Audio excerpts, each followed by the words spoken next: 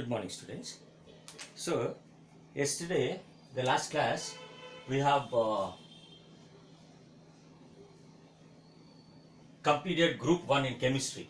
That is, the properties and the reactions in group 1 elements. Is it clear? So, they are called as alkali metals. And here, last concept I was telling you that in the hospitals, the flame photometer is there.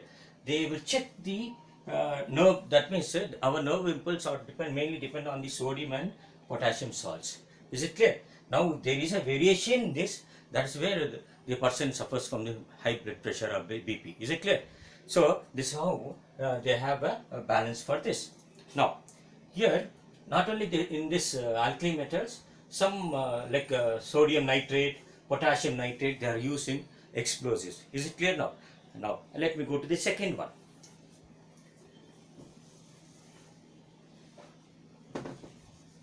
Group 2 metals will go. Is it clear? Now, group 2 metals or elements. That means, I am telling you by seeing your periodic table chart. You have seen the periodic table chart here. This is group 1 and this is group 2. Now, let me write group 2. Group 2 elements. These group 2 elements are also called as alkaline earth metals. Alkaline earth metals. Is it clear? Why they are called alkaline earth metals? Because they form alkaline solution. Okay, they form alkaline solution. So they are called alkaline earth metals. Let me see what are there. Now, beryllium, magnesium, calcium, strontium, barium and radium. Is it clear? Now, if you write the atomic number for this, now beryllium is 4, so magnesium is 12, calcium is 20, next one is what? Strontium is somewhere 38 and barium is 56 and if you see radium it is 88. Is it clear? Now these are the atomic number of this particular group of elements, group 2 elements.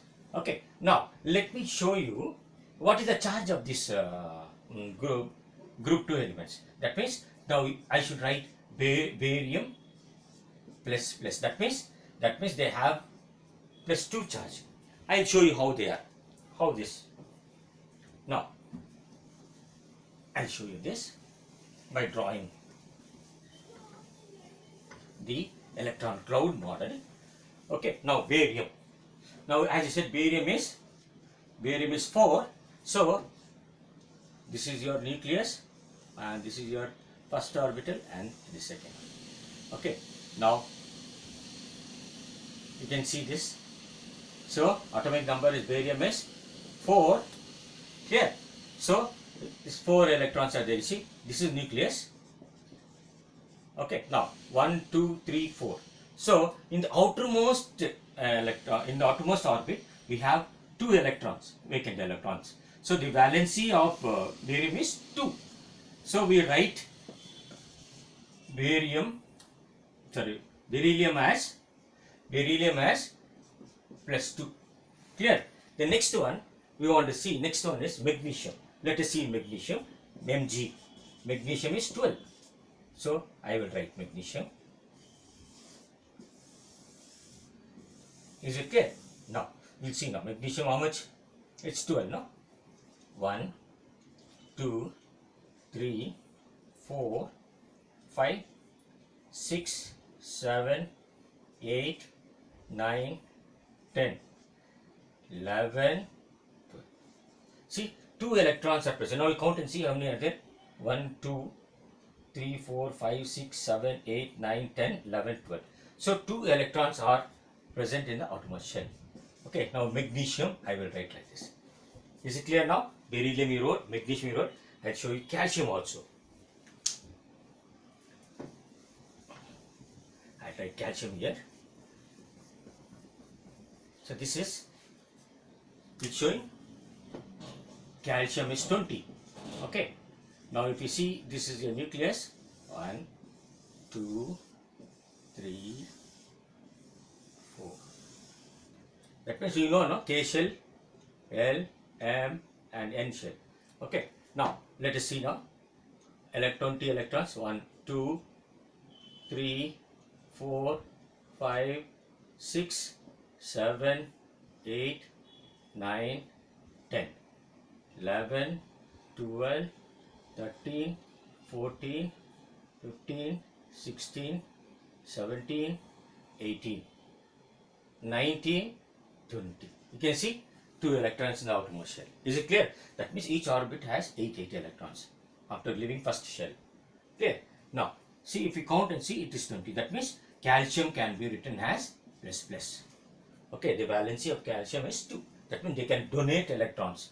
Okay, so these metals have valency 2. So now, like this, if we, when you compare group 2 elements with group 1 elements, see now, when you compare this, see, when compared to 1 and 2, they are less reactive.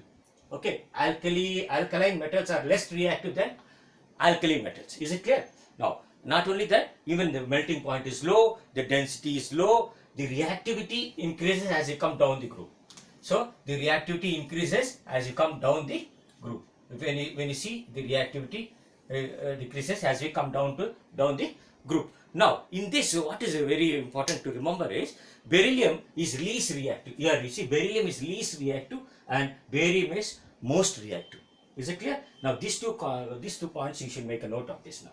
Okay, now, let us name what happens now. The magnesium is there, no? Now, the magnesium shows 2 types of reactions here. Now, let us see now what type of reaction it shows now. When magnesium reacts with cold water, when magnesium reacts with hot water, that means steam. So, what happens? Let us see now. I'll show you that reaction there. Let me clear this board now.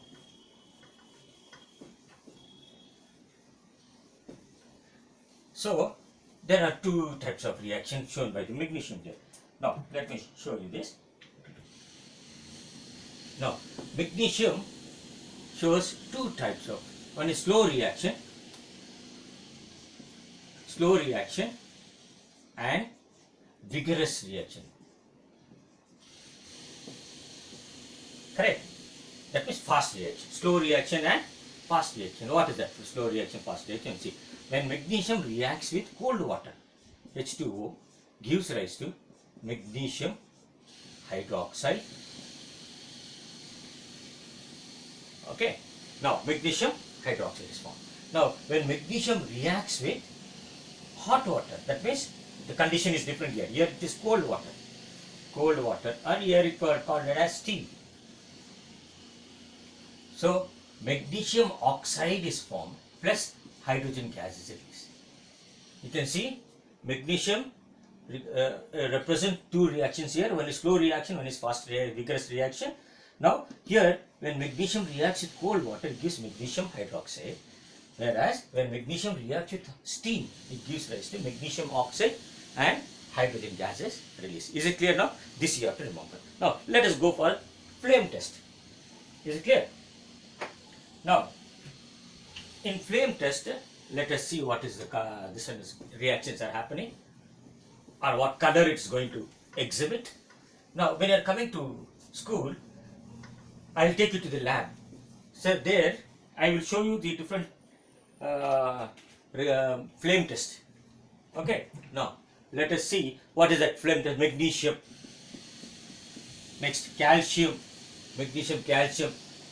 Barium. Next, we will go to strontium and barium. Okay. Now, these 3, 4. What is a flame test then? This is called as a flame test. Flame test. I will show you this. In this chart, I will show you. Let me see. Magnesium gives bright white color. Bright white color. Correct? I will show you when I come to school. We will go to lab. In the lab, I will burn this magnesium and show you. I will give each one piece so you can burn and see. Calcium gives brick red. Brick red. Calcium gives brick red. and strontium gives scarlet. Okay, and barium gives apple green. Barium gives apple green. Shall I show you here? Barium gives apple green. Okay, barium gives apple green. You can see here. Barium gives apple green. You can see strontium here. Strontium scarlet color, and you can see calcium here. You can see calcium brick red color. Okay, and magnesium we can see in the lab itself. Magnesium gives bright white color. Is it clear? Now this completes your group 2 elements. Let's go to group 3 elements. Now in group 3 elements, we don't come across all the elements here. We come across only, we study only aluminium in that. Let us see what is that now. Is it clear now? I will write this element's name there. Is it clear now? Now, we are going to group 3. Group 3 is here, ma. Group 3 is here. Now, group 3. Now, one we finished. First one was alkali metals. 2 was alkaline earth metals. Now, third one is this one now. B. Boron, aluminium, gallium, indium, tellurium. Okay. In this, we are only studying aluminum. How the aluminum is extracted and where we are using aluminum. Is it clear in this group 3 elements? Now, aluminum, as you know, aluminum is 13. Atomic number is 13. So, in aluminum, if you see, there are 3 charges. Correct? I'll show you now. Now, if you see aluminum now this is your nucleus.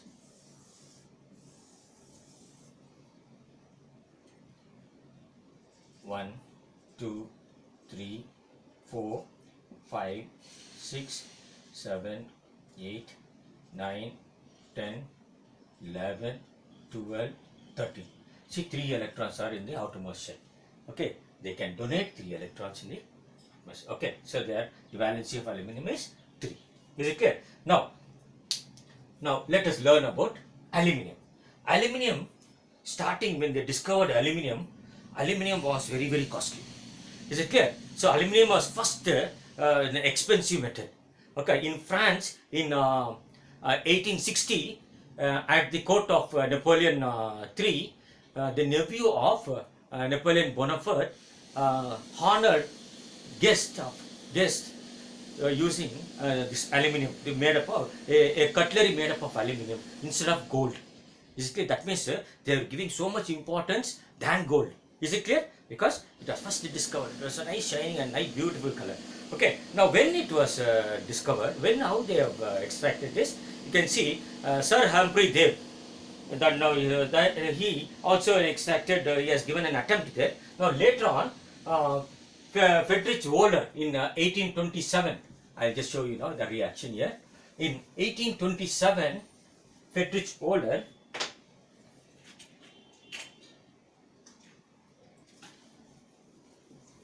in 1827, Friedrich Wohler,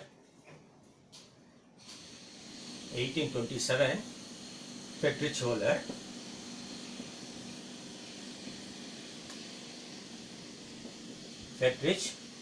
Wohler So Friedrich Wohler has extracted from aluminum trichloride using potassium. Okay, so he got KCl plus aluminum. He has extracted aluminum. Okay, Friedrich Wohler extracted aluminum from aluminum trichloride. Now let us balance this and see. Now 3. So aluminum 1, here chlorine 3, potassium 3. Is it clear? This is how you have to balance. Okay, now this is how first Friedrich Wohler has extracted aluminum from aluminum trichloride. So that time the extraction was a little costly and there is more importance. And later on, 2 scientists by name Charles Hall and Paul Halt. Charles Hall and Paul Holt has extracted aluminium from bauxite. Now, what is the ore of aluminium? Ore of aluminium. Ore of aluminium. Ore of aluminium is bauxite. Al2O3 2H2O. So chemical name. This is the molecular formula. Bauxite. So these two scientists, who is that now? Charles Hall and Paul Holt in 1866. So these two independently extracted aluminium by a method called electrolysis method. Electrolysis method. So the aluminium became cheap now. Nowadays aluminium is called as poor man's silver. Okay. Now even a beggar on the road also, he is using the aluminium plate. Is it clear? Even this is also, see, you can see. So aluminium is very it will become very cheap because of these two scientists. Now they call this as Holt method, Holt process, Holt process. Okay, this process the aluminium is extracted maximum now. Okay, now now what is the use of aluminium now? Where we are using aluminium is used as aluminium is a good conductor of electricity. Okay, and now aluminium is used in the cable wires. You can see outside cable wires. Okay, and aluminium is used in lunar rovers. It's in spacecraft. Okay, aluminium is also used. The alloy of aluminium. The alloy of aluminium is called as duraluminium. It is used in manufacturing aeroplane parts. Is it clear? You can see all aeroplane parts are made up of duraluminium. That's an alloy of aluminum. Nowadays, you can see food packing materials all are made up of aluminum. Even chocolate covers are made up of aluminum. You can see internal, so that the chocolate will not stick to that. Is it clear? Now next, it is used in window fans also. You can see here also, this board is also made up of this. The frame is also made up of aluminum. Okay, now it has become very cheap now. Okay, now. So this is how, if you see in USA, the production of aluminum is maximum, and they use maximum in almost every part of their daily life. For example, if you see buildings, they show that 22%, and if they are an exporter, 7%, in machineries 8%, in consumer goods 9%, in transport 17%, in electric cables 14%, in packing material 16%, others like 7%. Now, aluminium is also forms amphoteric oxide. Okay, so that means both base will get reacted here. Now I'll show you this reaction. So aluminium also acts as amphoteric oxides.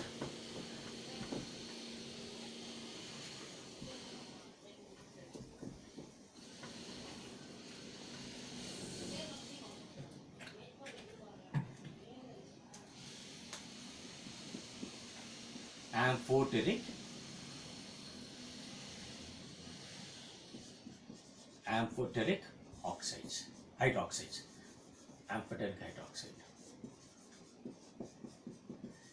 This reaction I'll show you. So ammonium, this reaction is something like this. Aluminum hydroxide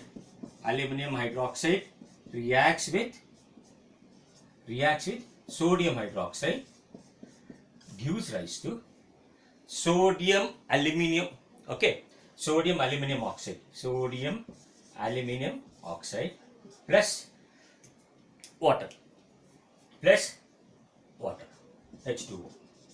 Okay, now this is how the reaction is formed. So both are base. This is also base and this is also base. Is it clear? So this is called amphoteric hydroxides. Sodium aluminium oxide is formed. Is it clear? Now this completes your topic of this. Now I'll give you some 3 questions now, 3 or 4 questions I'll give you. You should find the answers and report to me the next class. So okay, next we'll go with transition methods. This part I will teach you what is transition methods. Is it clear now? Okay, let me write the questions on the board now so that you will write.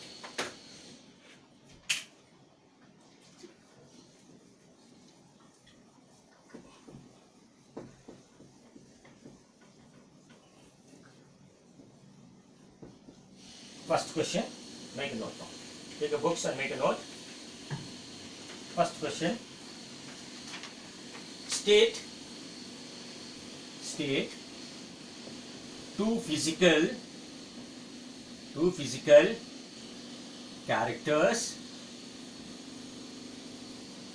characteristics of alkali and alkaline earth metals. Is it clear? First question. Second question, write a balanced chemical